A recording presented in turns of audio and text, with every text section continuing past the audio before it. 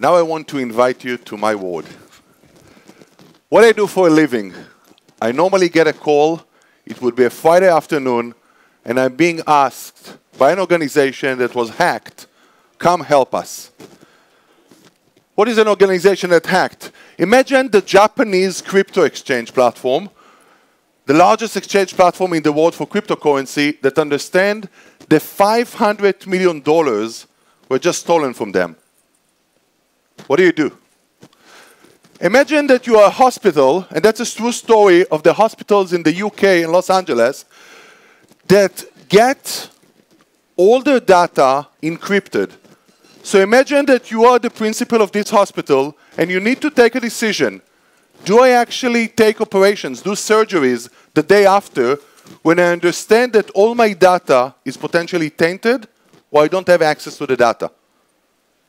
By the way, the decision by the hospitals in the UK was to stop surgeries, to stop operations.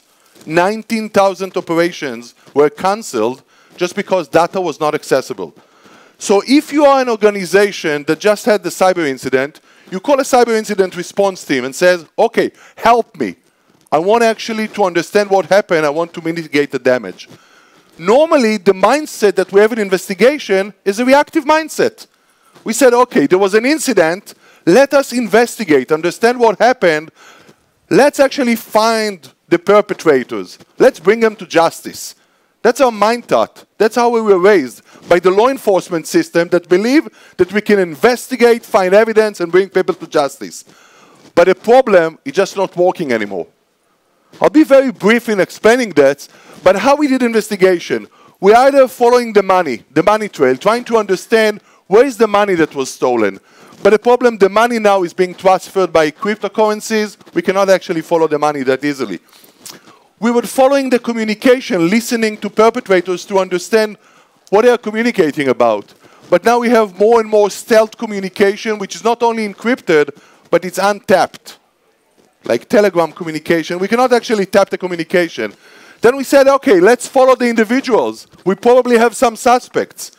But the truth of the matter, in most cases when we come, we just have some digital fingerprints, but very little data to work with to understand who might be the perpetrator.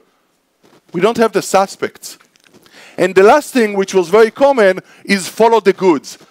Every investigator learned, go and follow the goods. Understand where the goods are. In the market, the stolen goods. The stolen kind of like products. However, the stolen products are now being sold on the darknet in a place that we cannot actually trace the goods and we don't follow the transactions. So there is a crisis in the law enforcement model. It was a reactive model, believing that we should penalize people for committing a crime, and once a crime happens, let's go and investigate it, assuming that we'll be able to find the perpetrator. It's not working anymore. What Hollywood brings us to the table? Can you play it? So, can you play it?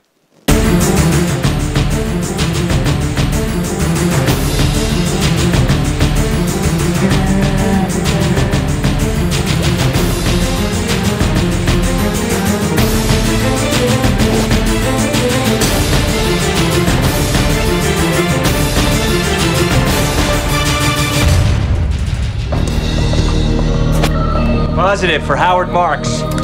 Mr. Marks, by mandate of the District of Columbia Pre-Crime Division, I'm placing you under arrest for the future murder of Sarah Marks and Donald Duganos. Take place today, April 22nd, at 0800 hours and 4 minutes. Give the man his hand. Well, let's not kid ourselves. We are arresting individuals who've broken no law. But they will. The commission of the crime itself is absolute metaphysics. The pre-congs see the future, and they're never wrong. Why'd you catch that? Because it was going to fall. You're certain? Yeah, but it didn't fall. You caught it. This is Minority Report, a movie that actually influenced the full industry. The idea that we might have a different paradigm. Are we able with technology to actually predict crime and prevent it before it happens? In the Hollywood movie, it's actually Tom Cruise that is going to the crime scene. Just about the murderer is about to stab the victim, he throws his hand and says, "You're arrested for the murder of so-and-so." But he says, "I never committed a crime." So the fact that you didn't commit a crime is irrelevant. You were about to commit a crime. We thought it's a science fiction movie, but actually it's a reality. The reality now that is being brought both to law enforcement is actually trying to predict crime. We're using big data in order to try to analyze the data and understand where potentially a crime would happen and actually send increased surveillance and law enforcement to the region. But we also try to understand, based on the data and profiling, who is a likely perpetrator of a crime and who is a likely victim of the crime, and either go chase the perpetrator or warn the victim. That's how law enforcement start operating in countries around the world. But what it has to do with cyber is actually we're adapting this model for cybersecurity. Just as my friend Nadav Tzafir from Team 8 told us, we are going proactive. We understand that with current technologies, we're able to start predicting crime before it happens with artificial intelligence, preventing it, actually isolating our systems or preventing the crime before it happens, and detecting whether there's a suspicious activity that we should take action for. So that's actually how we do this. Can you shift the slide? Oh, sorry. Oh, no. For some reason it's not working. So that's actually how we do it. How do we predict with artificial intelligence? First of all, we have technologies capable, just as we have technologies that do face recognition, they understand the pattern of my face and the patterns of the face presented to them. We use technologies as pattern recognition to understand what is the pattern of the crime. What are the steps taken that actually we should try to follow and detect? We try to sense an anomaly. We try to understand what is a normal behavior, when a person is coming to the office, what files they open, who they communicate with, and to sense where there's anomalous behavior, and predict what anomalous behavior is indicative of a cybercrime. We are profiling people. We ask ourselves whether AI can tell us what is the profile of a perpetrator. What is the normal profile? Gender, socio-demographic, income, ISP they're using, products they're using. Whether we can actually profile people we should look at.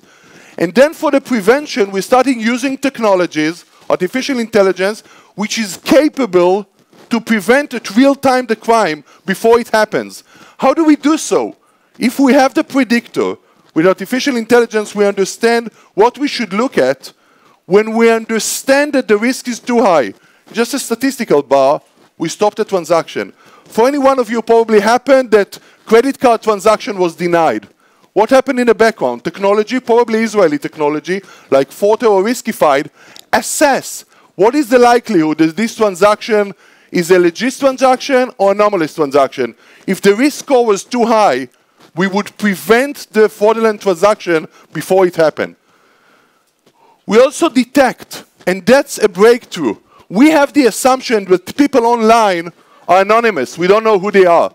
But the truth of the matter, we now have the ability with technology to understand who is standing behind the computer, regardless if you tell your name or not. Because every individual have a different way to use the computer. Different behavior, the way that I hold the computer, my cognitive processes in following links, the device I'm using, the kind of the operating system, the combination of the software that I'm using and the platforms make me a unique signature. And more so, every individual have a unique linguistic signature. The way we type, the words we use, the structure of our sentences.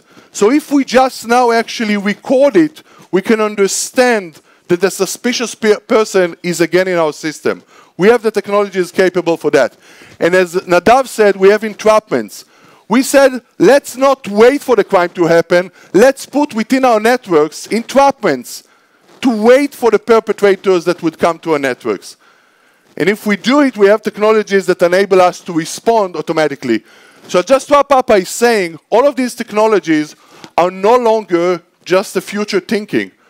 Just as Minority Report told us what is the future of proactive security, we have Israeli technologies capable for each step, from the pattern recognition to anomaly detection, the profiling, to the risk prevention at real time, to the ability to detect that the same individual that is suspicious is coming to our system and track them, and also to do tracking of the assets that are stolen in real time. So for the first time, technology is capable of doing this proactive security. And actually, we have a paradigm shift. With artificial intelligence, we no longer believe that we should wait for the crime and react after the fact. We believe that if we act proactively and setting the AI technologies there, we'll be able to predict the crime and prevent it before it happens. And if the crime happens, we'll be able to trace the perpetrators through the signatures of their behavior that we spotted and spot the assets. It's a breakthrough. And in 10 years, Minority Report and the ethical questions that it raises would be the way that we deal with crime. Thank you very much.